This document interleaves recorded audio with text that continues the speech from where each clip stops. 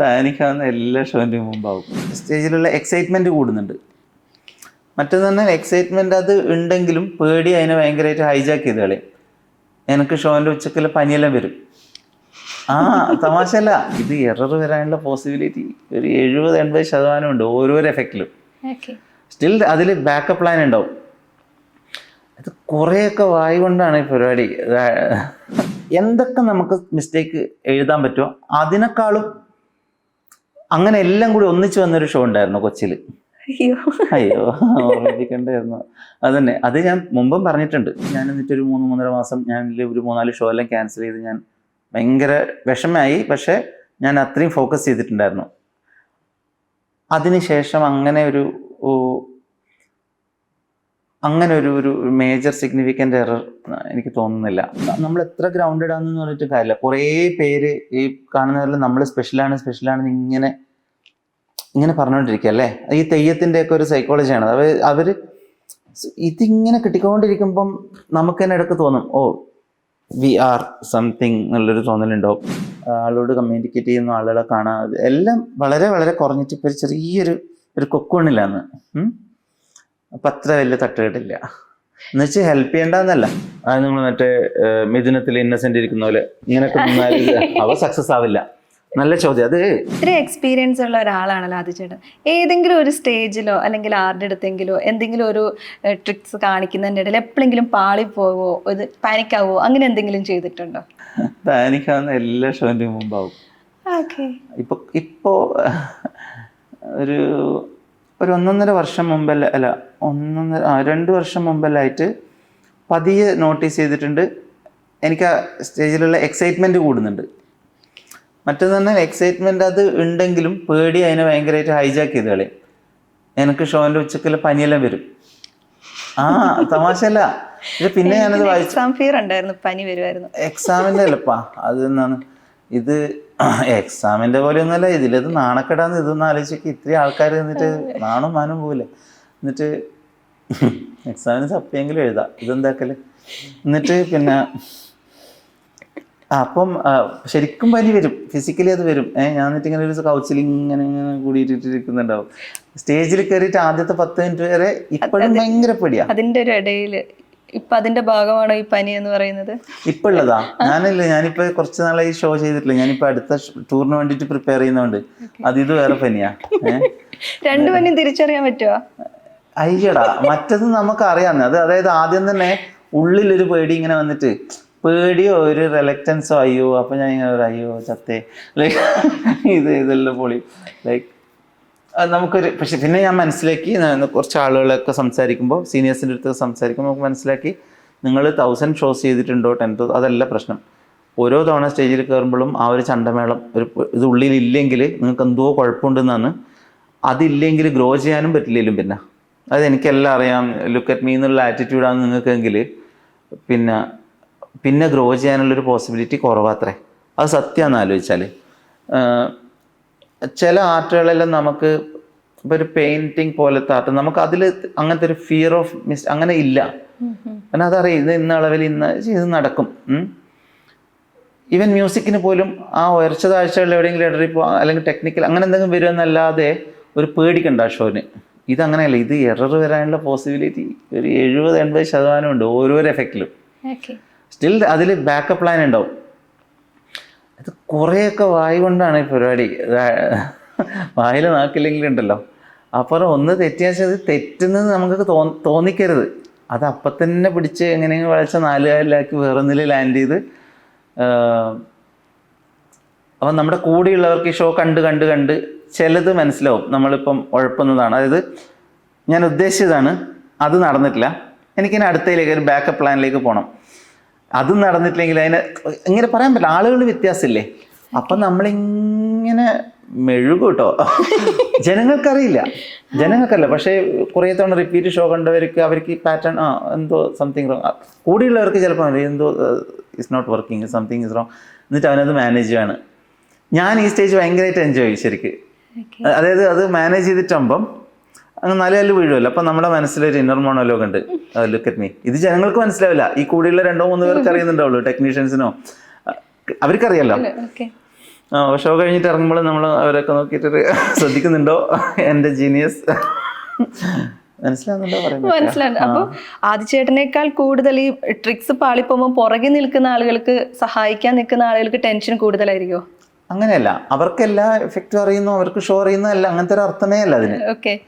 ഞാൻ പറയുന്നത് ഇപ്പോൾ നിങ്ങൾ ഒരു ഏറ്റവും ഇഷ്ടപ്പെട്ട സിനിമ എടുക്കൂ, അത് നിങ്ങൾ 10 പ്രാവശ്യം കണ്ടിട്ടുണ്ടാവും, 5 പ്രാവശ്യം കണ്ടിട്ടുണ്ടാവും, അതിലൊരു സീൻ കട്ടായി കഴിഞ്ഞാൽ നിങ്ങൾക്ക് മനസ്സിലാവില്ലേ, നിങ്ങൾ ചിലപ്പോൾ തീർന്ന് പോവും. അതുപോലെ അവർക്ക് മനസ്സിലാവും എന്തോ റോങ് ആണ്.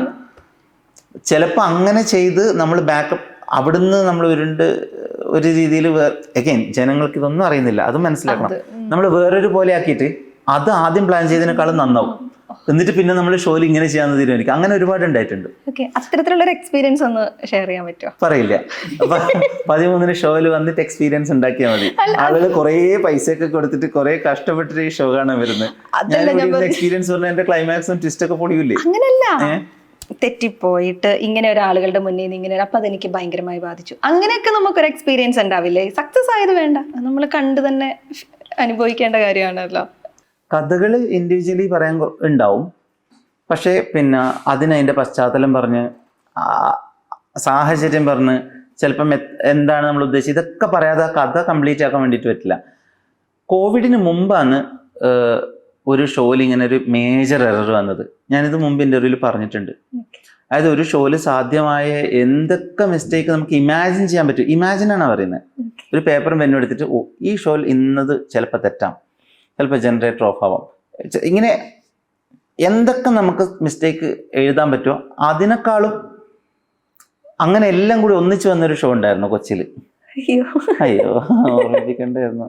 അതന്നെ, അത് ഞാൻ മുമ്പും പറഞ്ഞിട്ടുണ്ട്. സക്സസ് മാത്രം സെലിബ്രേറ്റ് ചെയ്താൽ പോരാ, ഇതിന്നെല്ലാം പഠിക്കണം. അപ്പോൾ അങ്ങനെ ഒരു ഷോ ഉണ്ടായിരുന്നു. അത് പക്ഷെ അന്ന് അത് കിട്ടിയത് ഒരു കണക്കിന് നന്നായി, കോവിഡിന് മുമ്പാണ്. പക്ഷേ നമ്മൾ അതുകൊണ്ട് ഞാൻ എന്നിട്ടൊരു 3-3.5 മാസം ഞാൻ ഒരു 3-4 ഷോ എല്ലാം ക്യാൻസൽ ചെയ്ത് ഞാൻ ഭയങ്കര വിഷമമായി. പക്ഷേ ഞാൻ അത്രയും ഫോക്കസ് ചെയ്തിട്ടുണ്ടായിരുന്നു. അതിനുശേഷം അങ്ങനെ ഒരു മേജർ സിഗ്നിഫിക്കൻ്റ് എറർ എനിക്ക് തോന്നുന്നില്ല. മേ ബി ഒരു ഇവൻ്റ് ബഹ്റൈനിൽ ചെയ്തപ്പോഴും എനിക്ക് അങ്ങനെ ഒരു I was not at all satisfied പോലെ കുറച്ച് ഇഷ്യൂസ് ഉണ്ടായിരുന്നു. പക്ഷേ ആഫ്റ്റർ കോവിഡ് ചെയ്തൊരു കുറേ ഗ്യാപ്പിന് ശേഷം ചെയ്തൊരു ഷോ, കുറേ സ്ട്രക്ചറൽ ഡാമേജ് ഒക്കെ ഉണ്ടായിരുന്ന ഒരു ഷോ ഉണ്ട്. പക്ഷെ ഇങ്ങനെ അതിനുശേഷം I was like very prepared. ഇങ്ങനെ ഓരോരോ എന്തെങ്കിലും ലൈഫിൽ 2-3 പ്രാവശ്യം നടന്ന കാര്യമായിട്ട് ഈ പറയുന്നത് ഇൻ ഓൾ ദിസ് ഇയേഴ്സ്. അതിൽ നിന്ന് നമ്മൾ കുറേ പഠിച്ച് കുറേ പ്രിപ്പയർഡായി. ഇനി ഇങ്ങനെ വന്നാൽ എന്തൊക്കെ മനസ്സിലായോ? ഇപ്പം എനിക്ക് തോന്നുന്നില്ല അങ്ങനെ ഒരു ധർമ്മസങ്കടത്തിൽ ഞാൻ ആവേണ്ട ഒരു അവസ്ഥ ഇനി വരുന്നു. Kind of God it, like you know ഇനി എന്ത് വരാൻ, എല്ലാം സംഭവിച്ചു. അപ്പം ഇപ്പം എനിക്ക് തോന്നുന്നില്ല അടുത്ത കാലത്തൊന്നും, അല്ലെങ്കിൽ ആഫ്റ്റർ കോവിഡ് നമ്മൾ ചെയ്ത ഒരു ഇവൻറ്റിനും അങ്ങനെ ഒരു ചെറിയ മിസ്റ്റേക്ക് ആണെങ്കിലും ഉണ്ടാവും, മൈന്യൂട്ട് കാര്യങ്ങളുണ്ടാവും. പക്ഷെ അത് ഇതിൻ്റെ ഭാഗമാണ്, നമ്മളെങ്ങനെ മാനേജ് ചെയ്യുന്നു എന്നുള്ളത് ഭയങ്കര ത്രില്ലിങ് എക്സ്പീരിയൻസ് ആണ്. കാരണം എവറി ഷോയിൽ ഉണ്ടാകുന്ന മിസ്റ്റേക്കുകൾ നമുക്ക് പ്രെഡിക്റ്റ് ചെയ്യാൻ പറ്റില്ല. അപ്പം അൺഎക്സ്പെക്റ്റഡായി നമ്മൾ മനോധർമ്മം എന്ന് പറയും, നമ്മൾ ആ സമയത്ത് അത് എങ്ങനെ പ്രസൻസ് ഓഫ് മൈൻഡ് എങ്ങനെ ഇത് കൈകാര്യം ചെയ്യുന്നു. ചിലപ്പോൾ എന്തെങ്കിലും തമാശ പറഞ്ഞ് ഡീവിയേറ്റ് ചെയ്ത്, പക്ഷേ ഇതിലേക്ക് തിരിച്ചെത്തണം. ജനങ്ങളെല്ലാം ഇങ്ങനെ കണ്ടുകൊണ്ടിരിക്കുകയാണ്.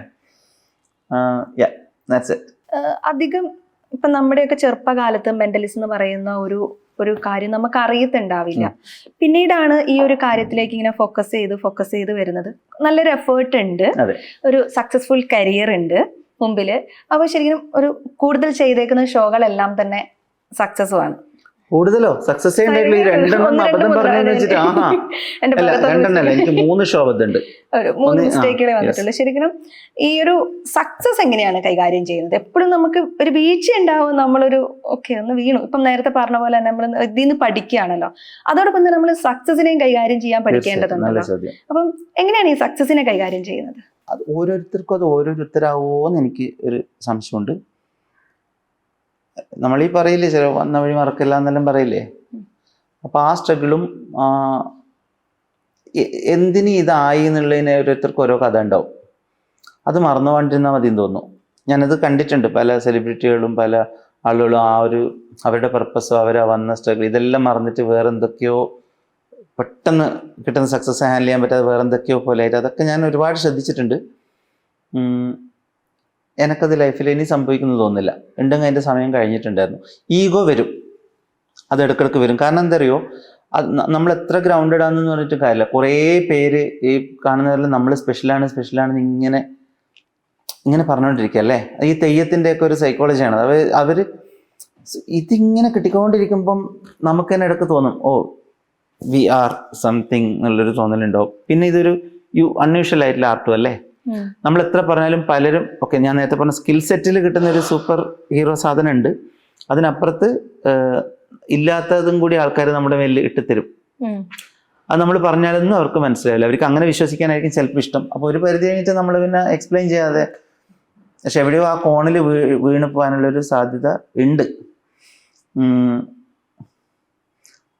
ഒരു വരി ഉണ്ടായിരുന്നു, എന്താണ്, ടു മച്ച് അറ്റൻഷൻ ഒരു ഡോങ്കീനെ ലേനാണെന്ന് തെറ്റിദ്ധരിപ്പിക്കുന്നു പറഞ്ഞിട്ട്. അങ്ങനെ ഉണ്ട്. അപ്പം അങ്ങനെ ഈഗോ വന്നിട്ട് അങ്ങനെ സാഹചര്യം ഉണ്ടായിട്ടുണ്ട്. വലിയ ഡാമേജ് ഒന്നും അത് ഉണ്ടാക്കിയിട്ടില്ല. എങ്ങനെയോ തിരിച്ച് അതിൽ എനിക്കൊന്നാ എനിക്കൊരു സെൻസിറ്റിവിറ്റി ഇഷ്യൂ ഉണ്ട്. എനിക്ക് വളരെ പെട്ടെന്ന് മൂഡ് സ്വിങ് വരുന്ന സങ്കടമാവുന്ന ഒരു ക്യാരക്ടർ ഉണ്ട്. അതിൻ്റെ ഒരു പോസിറ്റീവ് സൈഡ് ഇതാ. ആ സമയത്ത് ഈഗോയിലും അടിഞ്ഞ് താഴെ വന്നിട്ട് മനസ്സിലായോ, നമുക്ക് നമ്മളെ റീവിസിറ്റ് ചെയ്യാൻ പറ്റുന്നത്. അപ്പോൾ ആ കാര്യം കൊണ്ട് ആ ഒരു പോസിറ്റീവേ ഞാൻ കാണുന്നുള്ളൂ എനിക്കുണ്ടായത് ലൈഫിൽ. അല്ലെങ്കിൽ ചിലപ്പോൾ ഈ ഫ്രണ്ട്സ് വലയത്തിലുള്ള ആളുകൾ വന്നിട്ട് ഇപ്പം മെന്റലിസ്റ്റ് ആണ്, അല്ലെങ്കിൽ ഹിപ്നോട്ടിസം അറിയാം, സൈക്കോളജി അറിയാം, ഇങ്ങനത്തെ കുറേ കാര്യങ്ങളുള്ളത് കൊണ്ട് തന്നെ ആളുകൾ വന്ന് അവരുടെ സങ്കടങ്ങളോ അല്ലെങ്കിൽ പേഴ്സണൽ കാര്യങ്ങളൊക്കെ വന്ന് ഷെയർ ചെയ്യാറുണ്ടോ? അപ്പൊ അത് നമ്മുടെ ഒരു മാനസികാവസ്ഥേനെ ഏതെങ്കിലും രീതിയിൽ ബാധിക്കുമോ? എന്നെ ബാധിക്കുന്നുണ്ട്. കാരണം ഞാൻ പറഞ്ഞല്ലോ, ഞാൻ അങ്ങനെ ഉള്ള ആളാണ്. അപ്പൊ എംപത്തറ്റിക് ആയിട്ടുള്ള ഒരാളെ സംബന്ധിച്ചിടത്തോളം ഇപ്പൊ എമ്പതി എന്ന് പറയുമ്പോൾ, എമ്പതി പറയുമ്പോൾ നിങ്ങളൊരു പ്രശ്നം എൻ്റെ അടുത്ത് പറഞ്ഞാൽ പിന്നെ അത് എൻ്റെ ആയി. നിങ്ങൾ 2 ദിവസം കഴിഞ്ഞിട്ട് മറക്കുക, നമുക്കിത് വലിയ പ്രശ്നം, മനസ്സിലായോ? അപ്പോൾ ഡെഫിനറ്റ്ലി യെസ്, അതാന്ന് പറഞ്ഞ ഒരു സമയം കഴിഞ്ഞിട്ട് ഞാനിങ്ങനെ പിന്നെ ആളുകളായിട്ട് ഡീൽ ചെയ്യാണ്ടായിട്ടുണ്ട്. ഇപ്പോഴും എനിക്കൊന്നും ഞാൻ അതിൽ ഒരുപാട് മാറിയിട്ടില്ല. നമ്മൾ കുറേ നമ്മുടെ സർക്കിളുകൾ വളരെ ചുരുങ്ങി, കോണ്ടാക്റ്റുകൾ വളരെ ചുരുങ്ങി, ആളോട് കമ്മ്യൂണിക്കേറ്റ് ചെയ്യുന്ന ആളുകളെ കാണാതെ എല്ലാം വളരെ വളരെ കുറഞ്ഞിട്ട് ഇപ്പോൾ ചെറിയൊരു കൊക്കോണില്ലാന്ന്. അപ്പം അത്ര വലിയ തട്ടുകെട്ടില്ല എന്ന് വെച്ചാൽ ഹെൽപ്പ് ചെയ്യേണ്ടെന്നല്ല. അങ്ങനെ പറയുന്നവരെല്ലാം നമ്മളിപ്പോൾ സോഷ്യൽ മീഡിയയിലായിക്കോട്ടെ ജെന്യുവിൻ ആണെന്ന് മനസ്സിലാക്കി കഴിഞ്ഞാൽ അപ്പം നമ്മളത് കറക്റ്റായിട്ടുള്ള എക്സ്പേർട്സിൻ്റെ അടുത്തേക്ക് ലീഡ് ചെയ്യാൻ നമ്മളവരോട് ചോദിക്കും. ഞാൻ കൺസൾട്ട് ചെയ്യലില്ല, ഞാൻ ചെയ്യാൻ പാടില്ല, ഞാൻ അതിൻ്റെ ആളുമല്ല, പക്ഷേ would you like me to lead you to the right person to be of help. അങ്ങനെ ഒരു 1-2 പിന്നെ വോയിസ് നോട്ടിലൊക്കെ അതിൽ അവരെ നമുക്ക് മനസ്സിലാക്കി ഐഡൻറ്റിഫൈ ചെയ്യാൻ പറ്റി കഴിഞ്ഞാൽ റൈറ്റ് ആയിട്ടുള്ള പ്രൊഫഷൻ്റെ അടുത്ത് അയക്കുന്നു. അതൊരു വലിയ കാര്യമാണെന്ന് ഞാൻ വിചാരിക്കുന്നു. ഒരാളുടെ ജീവിതം ചിലപ്പോൾ നമ്മളൊക്കെ അങ്ങനെ ചെയ്തു കൊടുക്കാൻ പറ്റാതെ ഇഗ്നോർ ആവുന്ന ഏതെങ്കിലും ഒരു ബാഡ് ഡേ ആയിരിക്കും ഒരാൾക്ക് എന്തെങ്കിലും ദുർബുദ്ധി തോന്നുന്നത്. അതെല്ലാം വലിയ നമ്മൾ എടുക്കേണ്ട റെസ്പോൺസിബിലിറ്റി അല്ല, പക്ഷെ എന്നാലും അതൊരു വലിയ പെയിൻ അല്ലേ. അപ്പം അങ്ങനത്തെ കഥകളൊക്കെ അറിയാം. അതുകൊണ്ട് അങ്ങനെ പറ്റുന്നത് സഹായിക്കലുണ്ട്, പറ്റുന്നതല്ല ഒരുമാതിരി. ഈ ഒരു പ്രൊഫഷണലിൽ നിൽക്കുമ്പോൾ അപ്പോൾ സ്വന്തം മാനസികാരോഗ്യം ശ്രദ്ധിക്കേണ്ടത് ഭയങ്കര ഇമ്പോർട്ടൻ്റ് ആയിട്ടുള്ള ഒരു കാര്യമല്ലേ? ഇതൊരു ട്രിക്ക് ഗെയിമും കൂടി ആകുമ്പോൾ ഏതൊരാളും ശ്രദ്ധിക്കേണ്ടത് പോലെ തന്നെ ഉള്ളൂ. അല്ലാതെ മെന്റലിസ്റ്റ് ആയതുകൊണ്ട് കുറച്ച് കൂടുതൽ ശ്രദ്ധിക്കുക അതേ ഇല്ല. പിന്നെ എഗെയിൻ ഇപ്പൊ ഒരു സൈക്യാട്രിസ്റ്റ് ആണ്, ഒരു സൈക്കോളജിസ്റ്റ് ആണെങ്കിൽ നിങ്ങൾ ചോദിച്ച ചോദ്യം കുറെ കൂടി ശരിയാണ്. ശ്രദ്ധിക്കേണ്ടതില്ല, അവർക്കും ഇമോഷൻസ് എല്ലാം ഉണ്ട്. അപ്പോൾ who would want to consult a sick doctor? അപ്പൊ അവരൊക്കെ ആയിരിക്കും ശ്രദ്ധിക്കേണ്ടത്. ഇതൊരു ആർട്ടിസ്റ്റ് അല്ലേ, നമ്മളിപ്പോ എല്ലാവരും ശ്രദ്ധിക്കേണ്ട അതേ എമൗണ്ടിൽ നമ്മളും ശ്രദ്ധിക്കണം എന്നുള്ളതേ ഉള്ളൂ. പിന്നെ അഥവാ ശ്രദ്ധിച്ചില്ലെങ്കിലും ശ്രദ്ധിച്ചാലും നമ്മുടെ ആർട്ടിൽ ഇത് റിഫ്ലക്റ്റ് ആവാതെ നോക്കണം. അങ്ങനെയുണ്ട്. ഇപ്പൊ നമ്മൾ തന്നെ സോഷ്യൽ ന്യൂസൻസ് എത്രയോ പിന്നെ സെലിബ്രിറ്റികളെ നമ്മളിപ്പോ കാണുന്നുണ്ട്. അവർക്ക് അവരെ ഹാൻഡിൽ ചെയ്യാൻ പറ്റാതിരിക്കുമ്പോ ഇത് പുറത്തു വരുന്നത്, അപ്പൊ അത് ശ്രദ്ധിക്കേണ്ടതുണ്ടല്ലോ. ഈ ഒരു മെന്റലിസത്തിലേക്ക് എത്താൻ വേണ്ടി ആഗ്രഹിക്കുന്ന കുട്ടികൾ ഉണ്ടാവുമല്ലോ, പഠിച്ചു വരണം എന്നൊക്കെ ആഗ്രഹിക്കുന്നത്. അപ്പം അത്തരം കുട്ടികളോട് എന്ത് ഉപദേശമാണ് കൊടുക്കാനുള്ളത്? നിങ്ങളുടെ പർപ്പസ് ആദ്യം കണ്ടുപിടിക്കുക എന്നുള്ളതാണ്. എന്തിനു പഠിക്കുന്നു എന്നുള്ളതുണ്ട്. വാട്ട് ഈസ് യുവർ വൈ എന്ന് പറയും. അതൊരു വലിയൊരു പുസ്തകത്തിന്റെ ടൈറ്റിലാണ്, ആശയമാണ്. നിങ്ങൾ ഇത് എന്തിനാണ് പഠിക്കുന്നത്? ചിലർക്കും ചില ഉത്തരങ്ങളായിരിക്കും. സിനിമേൻ്റെ ഈ സൗഭാഗ്യങ്ങളും ഗ്ലാമറസ് ഇതും പൈസ അങ്ങനെയൊക്കെ കണ്ടിട്ട് സിനിമ ആക്ട് ചെയ്യാൻ വേണ്ടിയിട്ട് വരുന്നവരുണ്ട്. അവരുടെ വിചാരിത് ഭയങ്കര എളുപ്പം പരിപാടിയാണ്. അതെയല്ല, അല്ല ആക്ടിങ്ങിനോട് അത്രയും പാഷൻ, തിയേറ്റർ, അവരതിനു വേണ്ടി ആലോചിച്ച് ഡ്രീം ചെയ്ത് സ്ട്രഗിൾ ചെയ്ത് റെഫറൻസ് അങ്ങനെ വരുന്നവരുണ്ട്. അതുപോലെ നിങ്ങൾ എന്താണ് ഇതിലേക്ക് ആകർഷിച്ചത്? What if everything was mist, ഒരു ഇല്യൂഷൻ പോലെ നമ്മൾ വാക്ക് ഉപയോഗിക്കും, അതുപോലെയാണിത്. ഒരു മേക്ക് ബിലീഫ് ആർട്ടാണെന്ന് ശരിക്കും മനസ്സിലാക്കുക. ഒരു സൂപ്പർസ്റ്റിഷ്യസ് ആയിട്ടുള്ള കഴിവ് ഇതിലില്ല എന്ന് മനസ്സിലാക്കുക. സ്കിൽ സെറ്റ്, യെസ്, ഒരുപാട് പേര് നല്ല നല്ല ഒരു റെസ്പെക്റ്റഡ് റെപ്യൂട്ടഡ് പൊസിഷനിലൊക്കെ ഇരിക്കുന്ന ആളുകൾ ഉൾപ്പെടെ നമ്മളോട് ചിലപ്പോൾ പറയുന്നത് പഠിക്കണം. അപ്പോൾ ഞാൻ സത്യമായിട്ട് അവരോട് ചോദിക്കില്ല, എന്താ നിങ്ങളുടെ പർപ്പസ്? ഇതുകൊണ്ട് സ്റ്റേജിൽ എൻ്റർടൈൻ ചെയ്യാനേ പറ്റൂ. നിങ്ങൾ ഒന്നുകിൽ ഇത് ഒരു തൊഴിലാക്കിയിട്ട് എടുക്കാൻ നിങ്ങൾ ആഗ്രഹിക്കുന്നുണ്ടോ? ഉണ്ടെങ്കിൽ നല്ലത്, അതൊന്ന്. രണ്ട്, നിങ്ങളുടെ ഫ്രണ്ട്സ് സർക്കിളിലോ അങ്ങനെ ഒരു എൻ്റർടൈൻമെൻറ്റ് ഉദ്ദേശത്തിന് തന്നെ ഇപ്പോൾ കുറച്ച് മാജിക് പോലെ ചെറിയ ചെറിയ കാര്യങ്ങൾ, റബ്ബർ ബാൻഡ്, ഇങ്ങനെയൊക്കെ പഠിച്ചാൽ തന്നെ നിങ്ങൾക്കൊരു ഫാമിലി സസിൽ കുട്ടികളെല്ലാം നിങ്ങളുടെ ചുറ്റുമായിരിക്കും. Super skill. സോഷ്യലൈസ് ചെയ്യാൻ ഭയങ്കര പിറകിലോട്ട് നിൽക്കുന്ന ആൾക്കാർക്കെല്ലാം അങ്ങനെ ഒരുപാട് ബെനിഫിറ്റ് ഉണ്ട് ശരിക്കും. അവർ കമ്മ്യൂണിക്കേറ്റ് ചെയ്യാൻ പഠിച്ചു തുടങ്ങും. അപ്പോൾ നിങ്ങളുടെ പർപ്പസ് എന്താണെന്നുള്ളതാണ്. അല്ലാതെ ഇത് ആൾക്കാരെ നോക്കി ഇതൊക്കെ എനിക്ക് മനസ്സിലാവും, അത് മനസ്സിലാക്കി എനിക്ക് ഇങ്ങനത്തെ ഡ്രീമുകളും കൊണ്ടാണ് നിങ്ങൾ വരുന്നതെങ്കിൽ ഇത് അപ്പം തന്നെ വിട്ടേക്കുക. അല്ലാതെ റിയൽ ലൈഫിലെ ആളുകളെ മനസ്സിലാക്കാനും ആദ്യത്തെ അവിടെ ഞാൻ നിർത്തിയാൽ അത് ഒരു അമ്മാമൻ അഡ്വൈസാണ്, അതായിരിക്കും വേണ്ട. ഇറ്റ്സ് ഓൾ ഓവർ അല്ലേ. അപ്പോൾ അതിനിപ്പോൾ നിങ്ങൾ റിയൽ ലൈഫിലെ ആളുകളെ കൂടുതൽ മനസ്സിലാക്കാനും ഓൾമോസ്റ്റ് റീഡിംഗ് എന്ന് പറയുന്ന ഒരു സ്ഥലത്തേക്ക് എത്തണമെങ്കിൽ ഇതിൽ നമ്മൾ ഉപയോഗിക്കുന്ന ഒരു സബ്ജക്റ്റ്, നോൺ വെർബൽ കമ്മ്യൂണിക്കേഷൻ എന്ന് പറയുന്ന ഒരു സബ്ജക്റ്റ്. അത് ബോഡി ലാംഗ്വേജും വെർബൽ ഈ കമ്മ്യൂണിക്കേഷൻ അതൊക്കെ പഠിക്കുന്നത് നോൺ വെർബൽ അത് റിയൽ ലൈഫിൽ നിങ്ങൾക്ക് ഗുണം ചെയ്യും. നിങ്ങളൊരു അഡ്വക്കറ്റോ ടീച്ചറോ ഇനി എന്ത് ജോലി, ഒരു ഇൻ്റർവ്യൂറോ എന്തായിക്കോട്ടെ, നിങ്ങൾക്ക് അത് പഠിക്കാൻ തന്നെ കുറേ വർഷം എടുക്കുന്ന ആലോചിക്കണം, ഒരുപാട് വർഷം എടുക്കും. അപ്പോൾ പിന്നെ നിങ്ങളുടെ അഗൈൻ അപ്പോൾ പലരുടെയും അത് കുറേ 5-6 വർഷമൊക്കെ അല്ലെങ്കിൽ എത്രയും നാൾ ഒബ്സർവ് ചെയ്ത് ഇത്രയും സാധനങ്ങളൊക്കെ പഠിച്ച് അതിൽ മറ്റത്.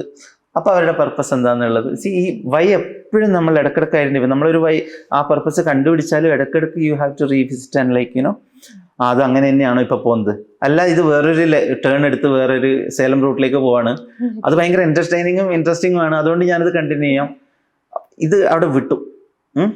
അപ്പം നിങ്ങളൊരു പഠിക്കണം. അപ്പം ഞാൻ പറഞ്ഞ പോലെ ഇതിന് ഒറ്റ വഴിയല്ലോ, യു ലേൺ മാജിക്. നിങ്ങൾക്കത് വേണമെന്നുണ്ടെങ്കിൽ ഞാൻ എന്തുകൊണ്ടാണ് ഇപ്പോൾ ഒരുപാട് വർഷം എടുത്തിട്ട് അല്ലെങ്കിൽ ഒരുപാട് നാളെടുത്തിട്ട് നിങ്ങൾ ഇങ്ങനൊരു കാര്യം പഠിച്ചിട്ട് നിങ്ങളത് വെറുതെ ഒരു സോഷ്യൽ സ്കിൽ അങ്ങനെ ഉപയോഗിക്കാൻ വേണ്ടി അതൊരു ലെജിറ്റ് ആയിട്ടുള്ള കാര്യമല്ല. ആരും അത്രയും സ്ട്രഗിൾ എടുക്കില്ല പറയും. അത്രയും സ്ട്രഗിൾ എടുത്ത് അത്രയും നാളും ഇതിൽ നിന്നിട്ട് ഒരാള് ഇത് ജസ്റ്റ് ഒരു 4 പേര് ഇംപ്രസ് ചെയ്യാനാണെന്ന് പറയുന്നതിന് ഒരു 6 പാക്ക് എടുക്കുക അതിന് മുമ്പേ അല്ലേ, എന്നിട്ടൊരു ബീച്ചിൽ പോയി ഭയങ്കര അറ്റൻഷൻ കിട്ടുമായിരിക്കും. അപ്പം നിങ്ങൾ ഷോർട്ട് കട്ട് ആരെങ്കിലും ഉണ്ട് പറഞ്ഞാൽ ഡോൺ ബിലീവ് ദം. എന്തായാലും ഒരു സ്കാമിൽ പോയിട്ട് വീഴാനുള്ള സാധ്യത. മാജിക് പഠിക്കുക. മാജിക് എന്ന് പറയുമ്പോൾ നമ്മളൊരു ടിപ്പിക്കലി സ്റ്റേജിൽ അങ്ങനത്തെ ഒരു കാര്യമായിരിക്കില്ല, മോർ ലൈക്ക് ആളുകളുടെ ഏറ്റവും അടുത്ത് ഇടപഴകാൻ പറ്റുന്ന ക്ലോസപ്പ് മാജിക് പോലെ.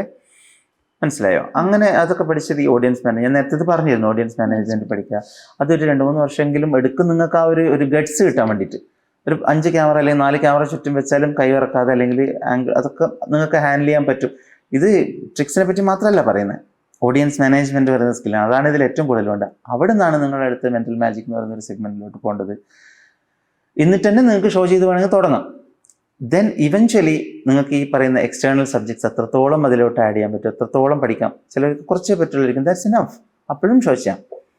അങ്ങനെ കൂട്ടിക്കൂട്ടി അത് വൺ ഡേ യു ബിക്കം. ഇതൊരു ബിക്കമിങ് പ്രോസസ്സാണ്. മനസ്സിലായില്ലേ? ഇത് ശരിക്ക് ഇതിനേക്കാൾ ഓണസ്റ്റ് ആയിട്ട് എനിക്കിത് പറഞ്ഞുതരാൻ വേണ്ടി പറ്റില്ല. പക്ഷേ തെറ്റിദ്ധരിച്ചിട്ട് ഇതിലെന്തൊക്കെയോ സാധ്യതകളുണ്ട് എന്നൊക്കെ വിചാരിച്ചിട്ട് വരുമ്പം അത് എൻ്റെ പിൻ പെയിൻ എന്താ വെച്ചാൽ ഒന്ന് ആലോചിച്ച് നോക്കി. ഞാനിത് ഇതിൻ്റെ ഇടയ്ക്ക് റീസെൻ്റ്ലി എവിടെയോ പറഞ്ഞു, ഒരു നന്നായിട്ട് പഠിക്കുന്ന ഒരു കുട്ടി, അവർക്ക് ഇങ്ങനത്തെ ഒരു കാര്യത്തിൽ ഒരു ഷോ ഒക്കെ കണ്ടാൽ, പ്രത്യേകിച്ച് തിയേറ്റർ ഷോ എല്ലാം കണ്ടാൽ പലർക്കും അങ്ങനെ അത് തെറ്റില്ല. യങ്സ്റ്റേഴ്സിനാണ് ഏറ്റവും പെട്ടെന്ന് ചാടിക്കളിക്കുന്ന ഒരു മൈൻഡ് വരുന്നത്. അപ്പോൾ അവർ ആത്മാർത്ഥമായിട്ട് നല്ല ഇൻ്റലിജൻ്റ് ആയിട്ടുള്ള കുട്ടികളെ അവർ ലെറ്റ്സ് സേ ഒരാൾ 2-3 വർഷം അന്വേഷിച്ചത് പോയി, എവിടെ നിന്നാണ് പഠിക്കേണ്ട സോഴ്സ് അറിയുന്നില്ല. അവർ ആ കോഴ്സിന് ചേർന്നു, ഇവിടെ ഓൺലൈൻ കോഴ്സിന് ചേർന്നു, അടുത്ത സ്ഥലത്ത് പോയി മറ്റു 2 പുസ്തകം പഠിച്ചു. ഈ അലഞ്ഞൊരു 2 വർഷം അവരുടെ സിഗ്നിഫിക്കൻ്റ് ആയിട്ട് അവരൊരു കാര്യത്തിൽ ഫോക്കസ് ചെയ്യേണ്ട, അത് അവരുടെ നേരത്തെ അതിലേക്ക് ഫോക്കസ് ചെയ്യേണ്ട എനർജി ഇതെല്ലാം ഇതിൽ കളഞ്ഞിട്ട് അവസാനം ഇതൊന്നുമല്ല അതൊന്നുമല്ല എന്നുള്ളൊരു സ്റ്റേജിൽ ഭയങ്കര ദ്രോഹമാണത്. അപ്പം അങ്ങനെ ഡിബേറ്റ് ചെയ്യേണ്ട പറഞ്ഞിട്ടാണ് ഇങ്ങനെ എടുത്ത് പറയുന്നത്. ഈ ഓഡിയൻസ് മാനേജ്മെന്റ് സ്കിൽ എന്നൊരു വാക്ക് ഇപ്പൊ യൂസ് ചെയ്ത, അപ്പം അതിലേക്ക് ചോദിക്കുകയാണെങ്കിൽ നമ്മൾ എത്ര കോൺഫിഡന്റ് ആയിട്ടിരുന്നാലും ഇപ്പം ഞാൻ ആദിചേട്ടൻ പറയുന്ന കാര്യത്തോട് കൃത്യമായി റെസ്പോൺസ് തന്നില്ലെങ്കിൽ ഈ മെന്റലിസം സക്സസ് ആവുമോ? അത് നിങ്ങൾ മറ്റേ മിഥുനത്തിൽ ഇന്നസെന്റ് ഇരിക്കുന്ന പോലെ ഇങ്ങനെയൊക്കെ അവ സക്സസ് ആവില്ല. നല്ല ചോദ്യം. അത് നേരത്തെ ചോദിച്ച ചോദ്യത്തിന്റെ ഒരു കണ്ടിന്യൂഷൻ ആയിട്ട് വേണമെങ്കിൽ പറയാം. അതായത് ഒരു ഷോ സക്സസ് ആകാൻ എൻ്റെ എബിലിറ്റി, ഞാൻ പോട്ടെ, ഞാനിപ്പോൾ ഇവിടെ ഇരിക്കുന്നുണ്ട് ഞാൻ പറയാം, ഐ ഫാക്ടർ അല്ല.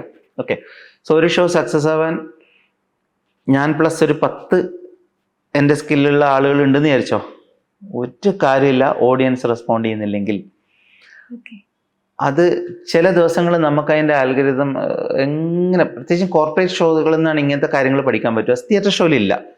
ആഗ്രഹിച്ച് ഇഷ്ടം കൊണ്ട് വരുന്ന ഒരു ഓഡിയൻസിനെ നമ്മളവിടെ ഫേസ് ചെയ്യുന്നത്. അവർ നമ്മൾ വന്ന് നിൽക്കുമ്പോൾ തന്നെ ചിരിക്കാനും കഴിക്കാനും അവർക്ക് നമ്മൾ സക്സസ് ആവണം.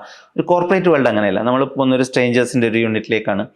അവരെ നമ്മൾ നമ്മുടെ ആളുകളാക്കിയിട്ട് മാറ്റേണ്ടതുണ്ട് ആദ്യത്തെ ഒരു 5-10 മിനിറ്റിനകത്ത്. എന്നാലും ചില ദിവസം ചിലവർ പേടി കൊണ്ട്, അതൊരു ഈ പറഞ്ഞ ഒരു കോളേജിലൊരു ഒരു ഇൻസിഡൻറ്റ് ഉണ്ടായതിനെ പറ്റി അതൊരു പ്രിൻസിപ്പൾ അവർ വന്നിട്ട് സ്റ്റേജിൽ വന്നിട്ട് actually he is very scared. കാരണം അവരെന്തോ തെറ്റിദ്ധരിച്ചിരിക്കുകയാണ് ആർട്ടിനെ പറ്റിയിട്ട്, പക്ഷെ കുട്ടികളല്ലേ മൊത്തം ഇരിക്കുന്നത്. അപ്പോൾ എന്തെങ്കിലും അവിടെ ഒരു എംബാരാസ്മെന്റ് ഉണ്ടാവുന്നോ അല്ലെങ്കിൽ എന്തെങ്കിലും ചിലപ്പോൾ പാസ്റ്റ് എക്സ്പീരിയൻസ് അതാവാൻ സാധ്യതയില്ല. അവർ തെറ്റിദ്ധരിച്ചിരുന്നതാണ് നമ്മൾ മനസ്സിലാക്കി. And he is not responding at all. നമ്മൾ എന്ത് പറയാൻ നോക്കണം. അദ്ദേഹം എന്നാലും മോശമായിട്ടുള്ള ആളല്ല, അവനൊരു റൂഡായിട്ടുള്ള ആളൊന്നുമല്ല. He wouldn't get it. അയാൾ പാനിക്കാവുന്ന സ്റ്റേജ് ഫിയർ, അത് വേറൊരു കാറ്റഗറിയാണ്. നിങ്ങൾ ഏത് CEO ഒന്നും പറഞ്ഞിട്ട് കാര്യമില്ല, ഹാൻഡിൽ ചെയ്യാൻ അറിയില്ലെങ്കിൽ. അപ്പം ഓഡിയൻസിനാണെങ്കിൽ ചിരി വന്നാൽ ചിരിക്കാനും പറ്റില്ല. മൊത്തത്തിൽ ആ അറ്റ്മോസ്ഫിയർ ഒന്നും ഇങ്ങനെ ഒരു ഗ്ലൂമിയോ, മനസ്സിലായോ? അപ്പൊ ചില ദിവസം നമുക്ക് പിന്നെ ഒന്നും ചെയ്യാൻ പറ്റില്ല. I would say 60% of the show എപ്പോഴും ഓഡിയൻസിൻ്റെ ഇല്ല. അവർ മസിൽ പിടിക്കാൻ അത് നമ്മളിപ്പോൾ ചില രാജ്യങ്ങളൊക്കെ പോകുമ്പോൾ നമ്മൾ ചോദിക്കും എങ്ങനെയാണ് ഇവിടുത്തെ ഓഡിയൻസ് എങ്ങനെയാണ് പറയും കുറച്ച് മസിൽ പിടിയാണ്. ഞാൻ പണ്ട് കുറച്ചുകൂടി പറഞ്ഞോട്ടെ, ഞാൻ പണ്ട് കോവിഡിന് ശേഷം നമ്മൾ ഈ ടൂർ ഇൻസ്റ്റോമിന് ഇപ്പോൾ ഉള്ള ഷോൻ്റെ ആദ്യത്തെ ടൂർ ഉണ്ടായിരുന്നു. ഒരു 13ഓളം ജില്ല അങ്ങനെ കവർ ചെയ്തു നമ്മൾ ഷോ. അന്ന് 3ാമത്തെ ഷോ തൃശ്ശൂരായിരുന്നു. എറണാകുളം, ട്രിവാൻഡ്രം, തൃശ്ശൂരായിരുന്നു. അപ്പം നമ്മൾ അവിടുന്ന് എല്ലാവരും നമ്മളെ പേടിപ്പിച്ചു. ഫ്രണ്ട്സും നമ്മൾ ഇൻ്റർവ്യൂവിന് പോയ സ്ഥലത്തെ എല്ലാവരും നമ്മളെ സ്നേഹം കൊണ്ട് തന്നെയാണ്. ഏറ്റവും കൺവിൻസ് ചെയ്യാൻ ബുദ്ധിമുട്ടുള്ള ഓഡിയൻസാണ് തൃശ്ശൂർ. അപ്പോൾ നിങ്ങൾ അവർ നല്ലതാണെങ്കിൽ അവർ റെസ്പോണ്ട് ചെയ്യും. പക്ഷേ ഞാൻ എന്നിട്ട് റൂമിൽ പോയിട്ട് കുറേ നേരം ആലോചിച്ചു. വൈകുന്നേരം വരെ സമയമുണ്ട് ഷോൻ്റെ അന്ന്. Then I got the answer. കാരണം നമ്മുടെ കൾച്ചർ, പ്രത്യേകിച്ച് തൃശ്ശൂർ കലാമണ്ഡലം, നിങ്ങൾ ആലോചിച്ചു, നമ്മുടെ പാരമ്പര്യത്തിലുള്ള കൾച്ചറെല്ലാം വരുന്നത് ഈ മോഡേൺ വേയിൽ റെസ്പോണ്ട് ചെയ്യാനല്ല. കഥകളി, കൂടിയാട്ടം, ഇതെല്ലാം എന്ന് വെച്ചാൽ അവരിരുന്ന് സമാധാനത്തിൽ ഒരു ബഹളം ഉണ്ടാക്കാതെ കാണും, ഡിസ്ട്രാക്ട് ചെയ്തത്. അത് കഴിഞ്ഞ് ഈ കാവ്യത്തിൻ്റെ ഇതിൻ്റെ പിന്നെ ഡീറ്റെയിലിങ്, അഭിനയത്തിന് ഇതിനെപ്പറ്റി നേരിട്ട് ചിലപ്പോൾ പോയി ചില പ്രകൃതിയായിട്ട് സംസാരിച്ചാലായി പലർക്കും പാതി മനസ്സിലാവില്ല. മനസ്സിലായ ഒരു പണ്ഡിതൻ അവിടെ ഒരു സ്റ്റാൻഡിങ് ഓവേഷൻ അങ്ങനത്തെ ഒരു സാധനമേ ഇല്ല.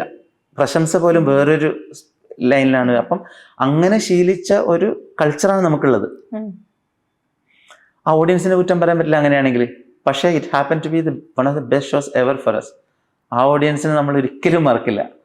ഒരു ഡിഫറെൻറ്റ് ലെവൽ ഓഫ് സ്റ്റാർഡം നമ്മൾ ഫീൽ ചെയ്യാൻ തുടങ്ങിയത് ചിലപ്പം ആ ഒരു ഉത്തരവായി.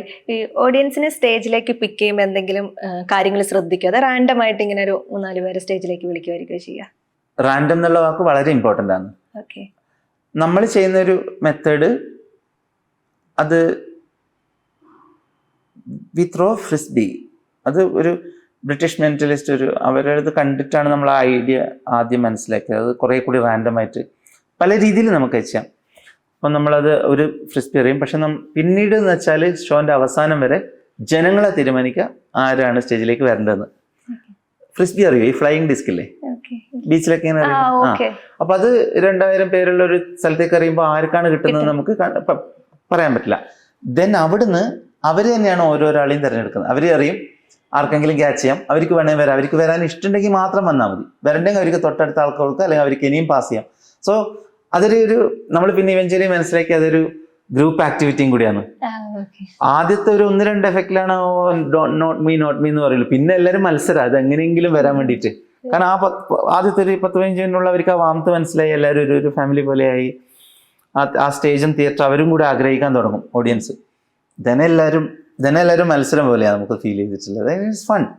അത് ഭയങ്കര ഇമ്പോർട്ടൻ്റാണ്. കാരണം എനിക്കൊരു ഒരു ഒരു സ്ത്രീ അല്ലെങ്കിൽ ഒരു കോളേജിൽ പഠിക്കുന്ന ആരെങ്കിലും വരുമെന്ന് പറഞ്ഞിട്ട് ഈ ഫസ്റ്റ് റോയിൽ ഇരിക്കുന്ന ആൾ ഓടിക്കയറി സ്റ്റേജിലേക്ക് അത് അഡ്ജസ്റ്റ് ചെയ്യുന്ന പോലെ ആവാലോ. അപ്പൊ അതിലൊരു പൊരുത്തക്കേടുണ്ട്. കാരണം ലോജിക്ക് ഫെയിൽ ആവുമ്പോൾ, ഈ ആർട്ട് അങ്ങനെയാണ്, അതിന്റെ കൺസ്ട്രക്ഷൻ അങ്ങനെയാണ്. ഈ ലോജിക്ക് ഫെയിൽ ആവുമ്പോൾ നമുക്ക് എല്ലാം ഏറ്റവും ഈസി ആയിട്ട് ആലോചിക്കാൻ പറ്റുന്ന കൺക്ലൂഷൻ എന്താണ്? തട്ടിപ്പാണ്. അതിലെന്തുണ്ട്? അപ്പൊ അതില്ലാന്ന് നമുക്ക് ഇങ്ങനെയൊക്കെ പ്രൂവ് ചെയ്യാൻ പറ്റുള്ളൂ. റിയൽ ലൈഫിൽ ആളുകളെ മനസ്സിലാക്കാൻ വേണ്ടിയിട്ട് നമ്മൾ മെന്റലിസം അല്ല പഠിക്കേണ്ടത് എന്ന് പറഞ്ഞല്ലോ. അപ്പൊ നമ്മൾ ആളുകളെ മനസ്സിലാക്കാൻ വേണ്ടിയിട്ട് സഹായിക്കുന്ന എന്തെങ്കിലും ഒരു 3 പുസ്തകങ്ങൾ പറഞ്ഞു തരാൻ വേണ്ടിയിട്ട് പറ്റും. ഇപ്പൊ ഞാനിപ്പോ ഒരു ആങ്കറായി ഇരിക്കുമ്പോൾ എൻ്റെ മുന്നിൽ വന്നിരിക്കുന്ന ഗസ്റ്റിനെയൊക്കെ എനിക്ക് മനസ്സിലാക്കാൻ വേണ്ടിയിട്ട് ഈ ബുക്ക് വായിച്ചാലൊക്കെ കുറച്ചും കൂടി എനിക്ക് അവരെ മനസ്സിലാകും എന്ന തരത്തിലുള്ള 3 പുസ്തകങ്ങൾ എന്തെങ്കിലും ഉണ്ട്?